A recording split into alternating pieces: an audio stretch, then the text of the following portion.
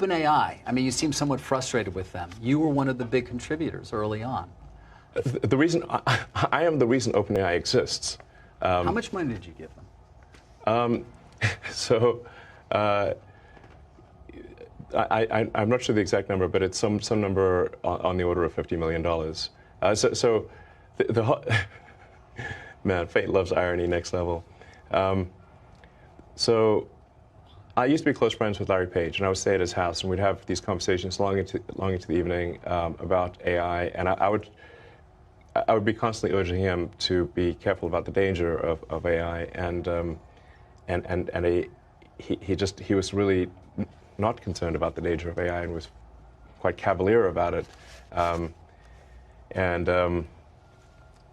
at the time, Google, especially after their acquisition of DeepMind, had 3/4 of the world's AI talent. They had obviously a lot of computers and a lot of money, so it was a unipolar world for AI.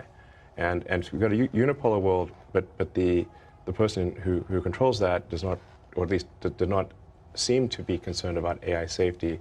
That sounded like a real problem. So, and then the final straw was Larry calling me a speciesist for being pro-human consciousness instead of machine consciousness. And I'm like, well, yes, I guess I am. I am a speciesist, So you helped to the creation of OpenAI. You put in as much as $50 million. More than helped. It wouldn't exist without me. It wouldn't exist without you. So I came up with a name. Right. The name OpenAI refers to open source. So the intent was, so what was the opposite? What's the opposite of Google? Would be an open source nonprofit, because Google is closed source for profit. And that profit motivation can be potentially dangerous. Should you have gotten governance for that money? Should you have gotten some level of control, perhaps, in retrospect? Yeah, I fully admit to being a huge idiot here. Anyway, so OpenAI was meant to be open as an open source. It was created as a 501c3. So part of it is also, in the beginning, I thought, look, this is probably a hopeless endeavor. How could we possibly compete with? How could OpenAI possibly compete with Google DeepMind? I mean, this seemed like an ant against an elephant. It's just not a contest. And I was also. I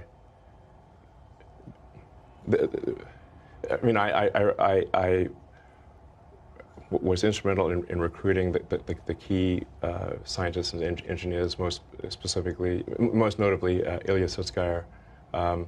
In fact, Ilya went back and forth several times because he would say he's going to join OpenAI, then Demis would convince him not to, then I would convince him to do so, and this went back and forth several times, and ultimately he decided to join OpenAI, and really Ilya joining was the linchpin for OpenAI being ultimately successful. So you're very disappointed in what's happened there in terms of it becoming a for-profit.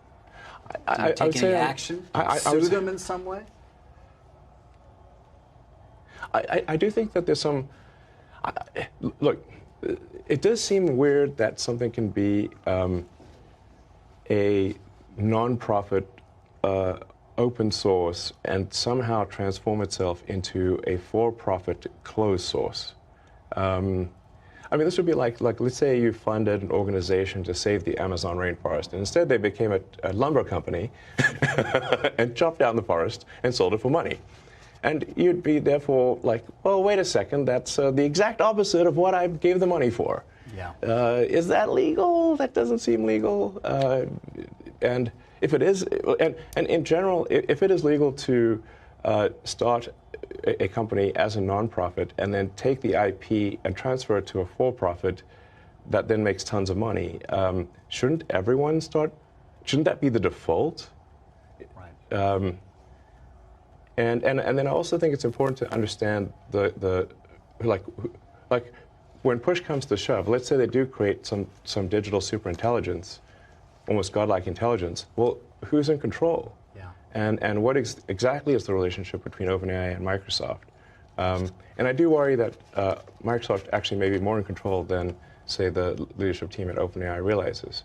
I mean, Microsoft, as part of Microsoft's investment, they have rights to all of the software, all of the model weights, and everything necessary to run the inference system. So they essentially have a great deal of control. At any point, Microsoft could cut off OpenAI.